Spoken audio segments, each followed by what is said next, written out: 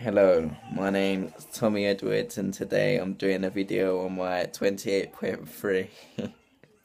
First of all, I'm going to start off with talking about types of media interviews, like what would need to be considered when giving these types of interviews. Like, I'm going to start off with television, and in television I think you're going to have to look smart, like, so you're going to have to have a good appearance of it, like a good appearance, because if you look like you're not like there for the right thing, then it's not gonna look right. Like, if you're on Sky Sports and you turn up in an Umbro tracksuit, you're not gonna look like you wanna be there. You're gonna have to turn up in like a suit or something. And also for TV, I would say communicating accurately and clearly. This is because if you're communicating, like, not looking at anyone, always continuously looking at the paper and everything, you're gonna stutter and everything, and then people are gonna like not wanna watch what you're doing no more because it's just like bad and awful, etc.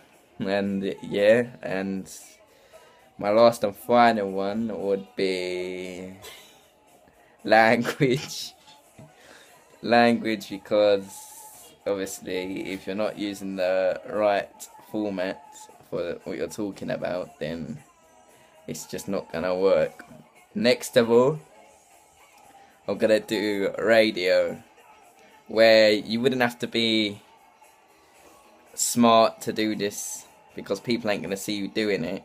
I would say all you need for radio is like a very clear voice. So yet again, it comes to communicating accurately and clearly, because if your voice ain't clear, like, and you don't project it right, then people ain't gonna want to listen to your radio channel, are they?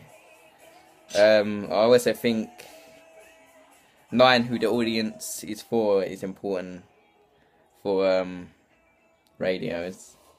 It's because if you're promoting sports, for example, to people that you're promoting sports to people that don't even like sports, then there's just no point, because it's like if you're presenting cooking to sports people, they ain't gonna be interested one bit. So you're not presenting the right thing to the right audience. So if you're on the radio, if it's Talk Sport, make sure you're talking about sport all the time. If it's BBC News, make sure you're talking about their local news, etc. etc. etc. etc. Also, my next part is part 2.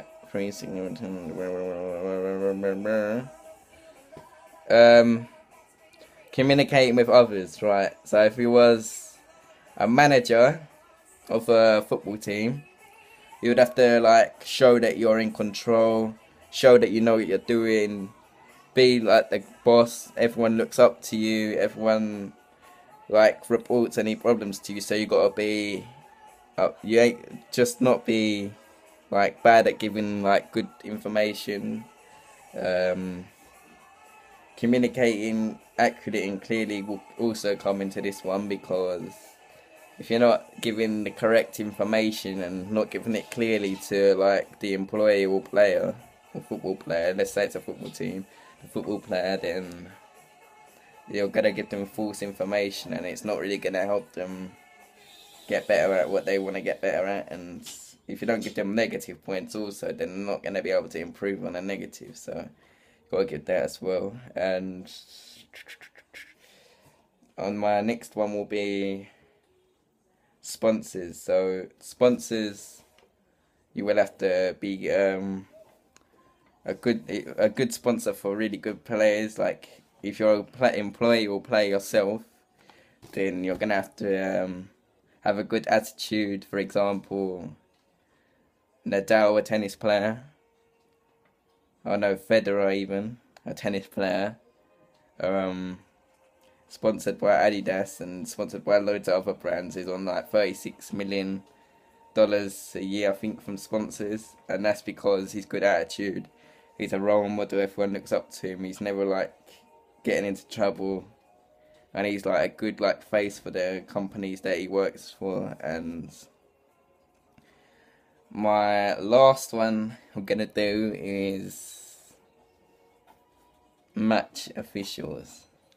Not match officials, like communicating to match officials in particular is important, because if you're rude to match officials and stuff like that, then they're not gonna obviously want to do their job. So you have to show respect. That's why there's rules and regulations and ways to you have to treat like the match official. I think a match official to you will have to have accurate and clear information to you. Otherwise, it's just not gonna work for you.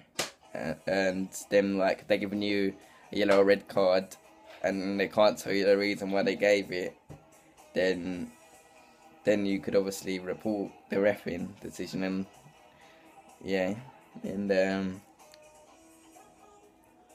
obviously an official itself will need good appearance, because if you're coming to a match to ref in jeans and a top, then you're not gonna look reliable and stuff. So you need to make sure you have your reffing kit, whatever you want to call it, on, and make sure you're ready to perform, and make sure you look reliable and professional, I suppose. And yeah, thank you. That's done. Yeah.